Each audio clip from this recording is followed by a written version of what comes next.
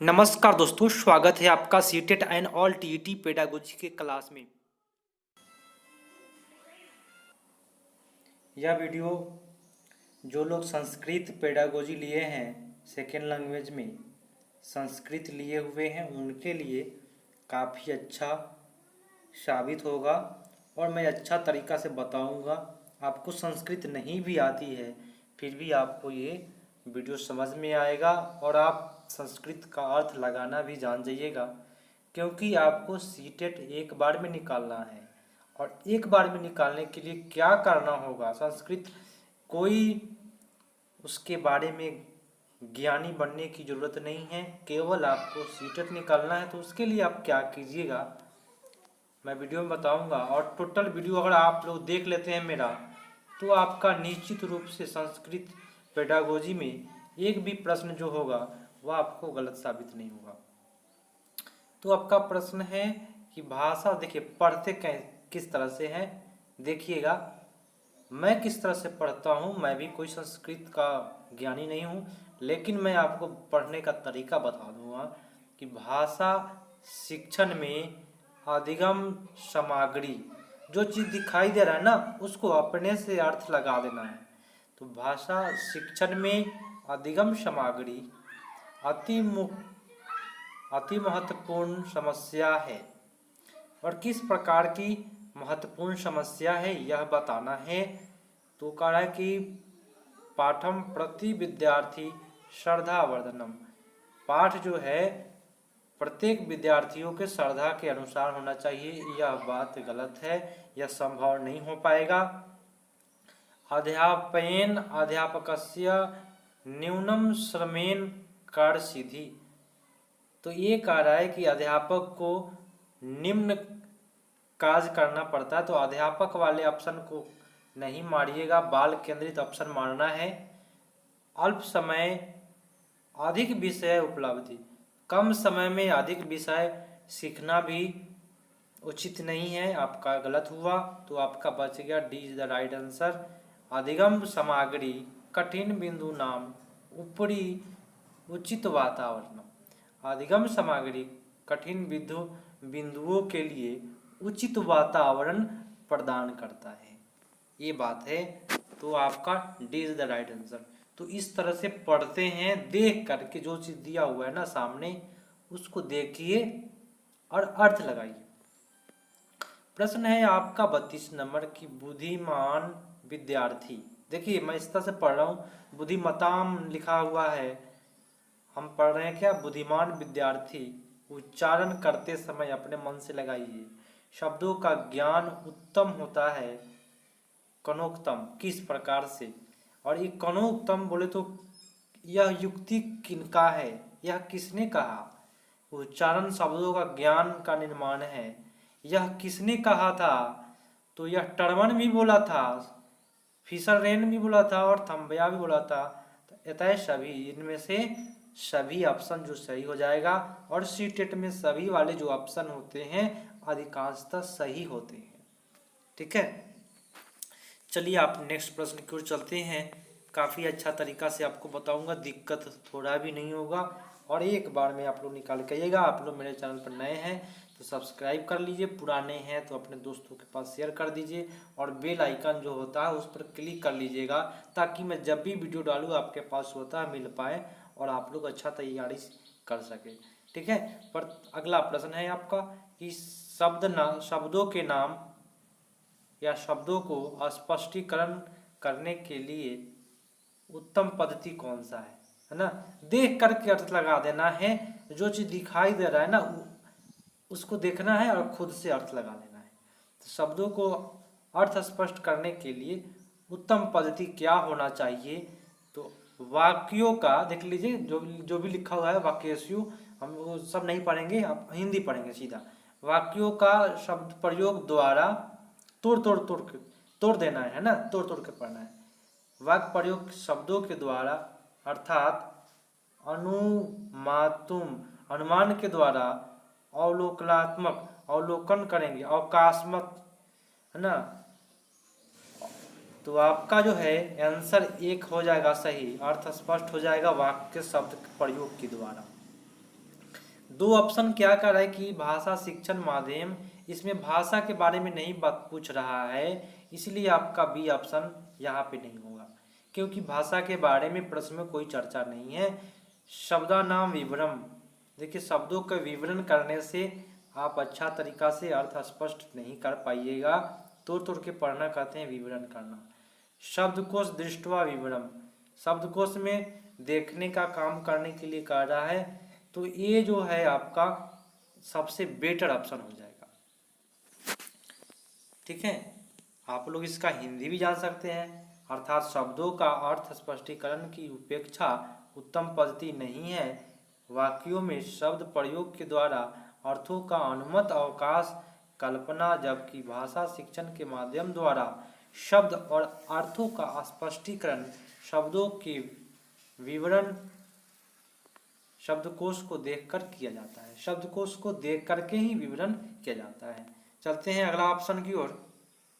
चलिए, आपका नेक्स्ट प्रश्न क्या कह रहा है कि निम्नलिखित में मुद्रा पाठ्य पुस्तक का प्रयोग है ना द्वितीय भाषा अध्ययन में सहायक है। कुछ हम लोग अर्थ लगा लिए, तो द्वितीय भाषा में किसका भाषा अध्ययन के लिए सहायक होता है द्वितीय भाषा में? तो देखिए आपका हो जाएगा व्याकरण पद्धति तो मानना नहीं है, संदर्भोचित अधिगम सिचुएशन के अनुसार अधिगम, तो यहाँ पे करें कि मुद्रित पाठ्य पुस्तक का प्रयोग द्वितीय भाषा के अध्ययन में किस प्रकार से सहायक होता है। तो द्वितीय भाषा में धारा भाषा के प्रवाह में सहायक होता है।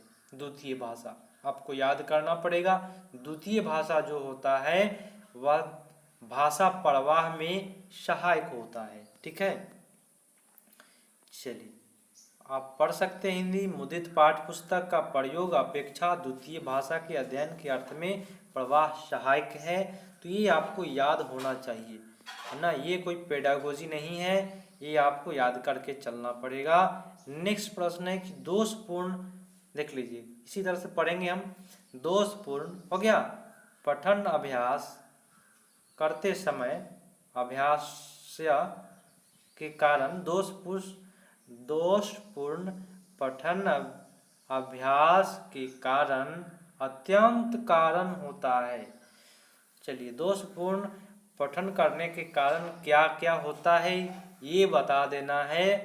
तो कक्ष बहु विद्यार्थी नाम समर्दा ओवर क्राउड क्लास, तो यहाँ पे आपका नहीं होगा, दोषपूर्ण के लिए कह रहा है। दोषपूर्ण का कारण क्या है ये बताना है।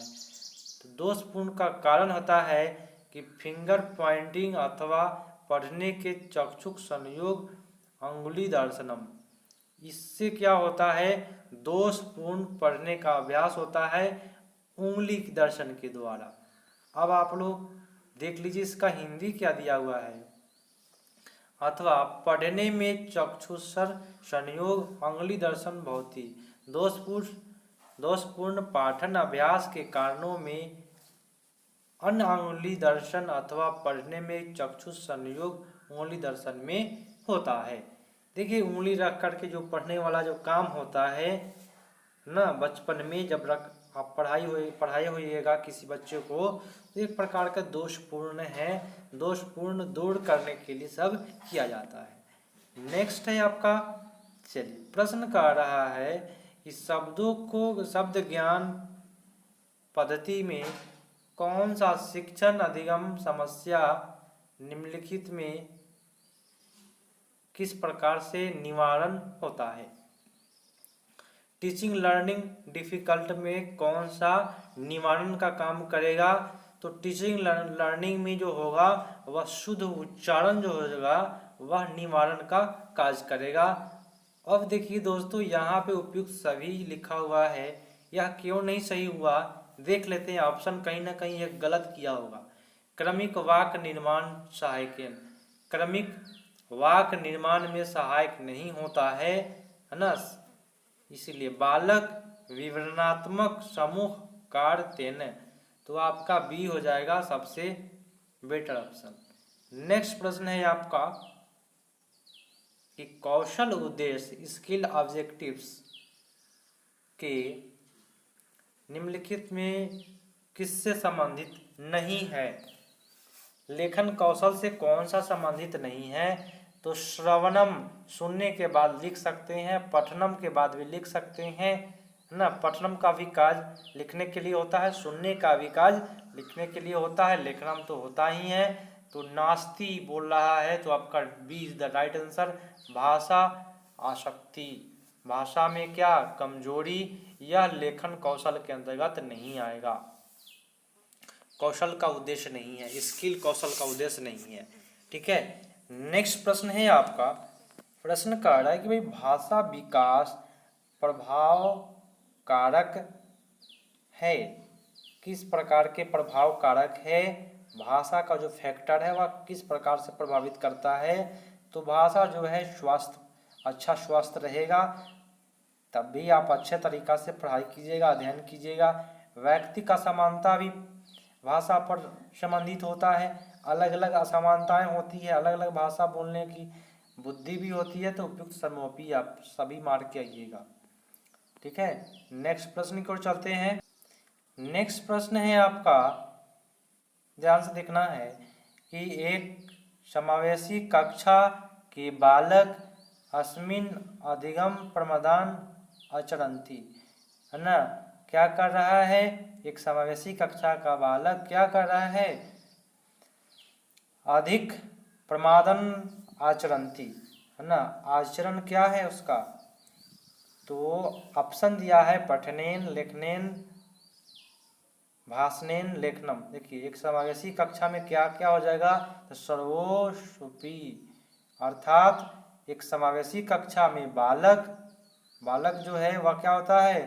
पढ़ने, लिखने और भाषण में अधिक प्रमाद करता है। ठीक है, नेक्स्ट प्रश्न है आपका।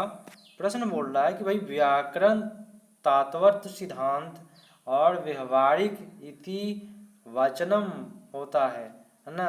व्यवहार जो है वह एक वचन होता है और यह किस प्रकार से समर्थ करता है? इस तरह से अर्थ लगाइए जो जो जानते हैं जिसका जिसका अर्थ। तो पूर्ण समर्थनम, पुनः समर्थनम, ये इज द राइट आंसर। अब देखिए क्या कह रहा है प्रश्न, व्याकरण सिद्धांत तथा व्यवहारिक वचन को मैं पूर्ण समर्थन करती हूँ। ठीक है, इसका अर्थ करते पूर्ण समर्थन मैं करती हूँ। व्याकरण सिद्धांत का आप पूर्ण समर्थन करना उचित इसलिए है ताकि व्याकरण से ही शुद्धता आती है, शुद्ध उच्चारण करने की क्षमता बढ़ती है। नेक्स्ट प्रश्न आपका प्रश्न है कि विद्यार्थी उच्च प्राथमिक स्तर पर उच्च माध्यमिक स्तर भाषा रुचि संवर्धन करता है अपेक्षाकृत किसके द्वारा भी बताना है। तो विद्यार्थी मौखिक रूपेण अधिकाधिक विवरण देनम, है ना, मौखिक रूप से अधिक विवरण देता है। तो आप इसका हिंदी भी जान सकते हैं। हिंदी क्या दिया है? मौखिक रूपेण अधिदेयम, विद्यार्थियों में उच्च प्राथमिक स्तर तथा उच्च माध्यमिक स्तर में भाषा की रुचि संवर्धनात् अपेक्षित है, क्योंकि विद्यार्थियों के लिए मौखिक रूप से अत्यधिक विवरण देना चाहिए। बात सही है, विद्यार्थियों के लिए अधिक से अधिक विवरण देना चाहिए। नेक्स्ट प्रश्न आपका कि मौखिक प्रस्तुतिकरण के कारण निम्नलिखित में कौन सा पद्धति योग्य नहीं है? नास्ति बोले तो नहीं है मौखिक में। तो सांकेतिक माध्यम जो है वह मौखिक नहीं होता है, संकेत दे के बात किया जाता है। कोई संकेत कोई दीजिएगा तब वो समझेगा, तो ये जो हो जाएगा वह मौखिक चीज नहीं हुआ, इशारा करना हुआ। ठीक है, नास्ति। नेक्स्ट प्रश्न अब देख लीजिए बाकी ऑप्शन क्यों सही है। तो मौखिक में क्या करते हैं? मुख प्रति करते हैं, फेस टू फेस परफॉर्मेंस करते हैं, दिया हुआ है ना, प्रेजेंटेशन होता है फेस टू फेस। मौखिक कोई चीज होता है ना, बातचीत। सस्वर भी होता है, काव्य पाठ भी क्या होता है? बोलने से ही होता है, मौखिक ही होता है। लेकिन सांकेतिक चीज जो होता है ना वह इशारे से होता है। चलिए आपका नेक्स्ट प्रश्न है कि संज्ञानात्मक विकास मनुष्य को किस प्रकार मातृभाषा तथा महत्वपूर्ण मातृक्षीरम करणोत्तम।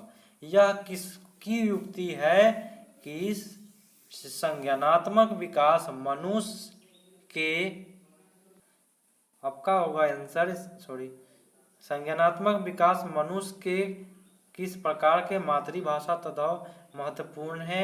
यह युक्ति किनका है, तो संज्ञानात्मक विकास जो है महात्मा गांधी ने बताया था, मातृभाषा तथा महत्वपूर्ण होता है ना। चलिए नेक्स्ट प्रश्न है आपका। चलिए प्रश्न है कि यदि छात्र कोई भी भाषा पढ़ता है तो उसे अधिक सम्यक नास्ति तर्हि, उसे क्या अधिक सम्यक नहीं होना चाहिए, है ना। तो आपका जो हो जाएगा समीचीन विचारनाम भवति निर्हित, सभी विचार निहित होना चाहिए, नहीं होना चाहिए, है ना। विद्यार्थी रटन अभ्यास भी नहीं करना चाहिए, बात सही है। विद्यार्थी पठे न शक्ति नास्ति, है ना। तो उपयुक्त सर्वभी आपको मैं बताया कि सीटेट में सभी जो ऑप्शन होते हैं वह सही होते हैं।